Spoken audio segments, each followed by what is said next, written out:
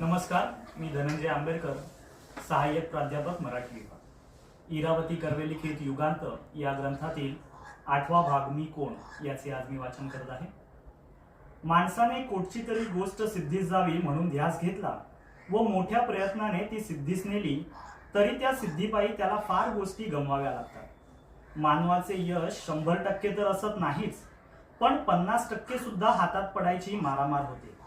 ज्याला जय म्हणतात तो मला तर पराजयासारखाच वाटत आहे असे म्हणणारा धर्म हेच सांगतो. या सत्याचीच दुसरी बाजू महाभारतात फार विदारक रीतीने दाखवली आहे. ती म्हणजे वैफल्य हा मानवी जीविताचा स्थायी भाव होय. ही महाभारतातील प्रत्येक व्यक्ती पराजित व निराश आहे, पण पराजयाबरोबर काही वेळा तरी इतरांच्या वाट्याला जय आलेला आहे. एक व्यक्ती मात्र सर्वस्वी पराजित, असफल व अकृतार्थ आहे. भवभूतीने सीतेला मूर्तिमंत विरह म्हटले आहे.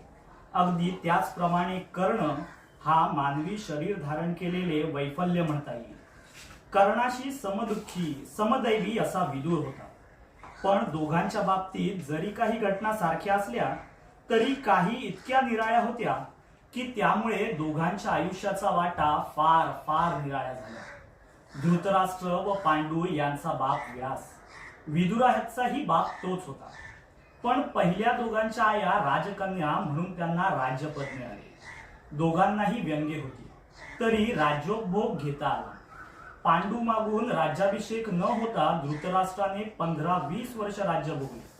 बिचारा विदुर अव्यंग व बुद्धिमान असूनही आईमुळे सूत ठरला, राज्याला पारखा झाला.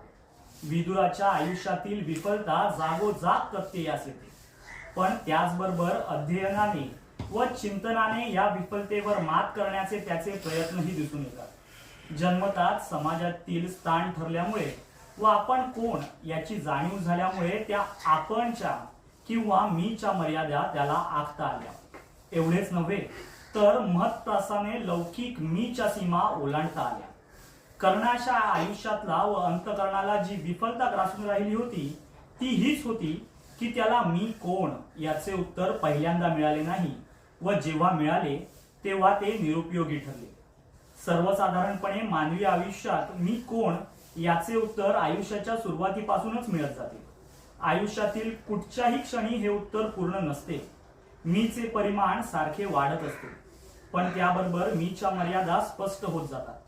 जन्मल्यापासून काही वर्ष लहान मुलांना मी या शब्दाची जाणीव नसते. ती स्वतःचा उल्लेख पुष्कळदा तृतीय पुरुषानेच करतात. मीपणाची जाणीव माझेपणात असते. ही माझी आई, हा माझा बाप, ही माझी खेळणी, हे माझे घर, ही माझी भावंडे आणि ज्याभोवती या सर्व वस्तू गोळ्या झाल्या आहेत ते केंद्र ते मी. ही जाणीव कौटुंबिक व नंतर सामाजिक संबंधांपासून दृढ होऊ लागते. ही माझी आई या भावनेबरोबरच मी हिचा मुलगा ही भावना उत्पन्न होते.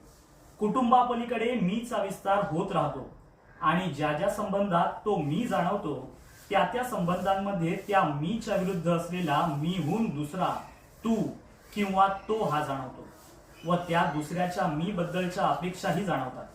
त्या अपेक्षा म्हणजे मनुष्याच्या मीपणाचे निरनिराळे अवष्कार असतात.